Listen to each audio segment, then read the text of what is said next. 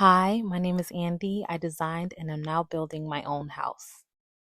With lots of rain and delays on site, there hasn't been much motion.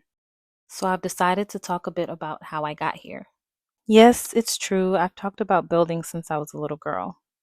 I was exposed at an early age because my dad was in construction and he learned from his dad, who was also in construction. I guess you could say building is hereditary.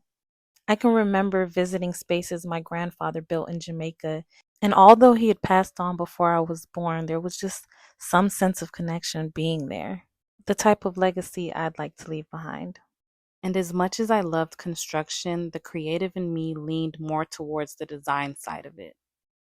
So I got my bachelor's in architecture.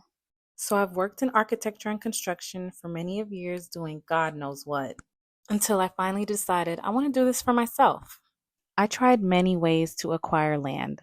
I looked at general sales online. I attended property auctions. I even did research and cold called a couple of people. Please forgive me. So I finally stumbled upon this gem of a lot. I really can't explain it. It just felt right. Purchasing the lot was a task in itself. I'll get into that some other day. But it was finally mine and time to get into the design. I had designed for clients before, but this was my first opportunity to actually design something the way that I wanted it with no outside input.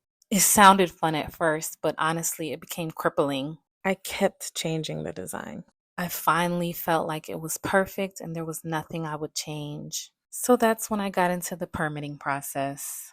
I also completed the permitting process on my own. I attended neighborhood meetings, which actually turned out to be helpful because I learned the ins and outs of my future neighborhood. I applied for variances and met with the Board of Zoning. I even met with the city arborist and went through the process to get approval to remove some of the trees on my lot. After months and months of the permitting process, we were finally cleared to start building. And now here we are under construction.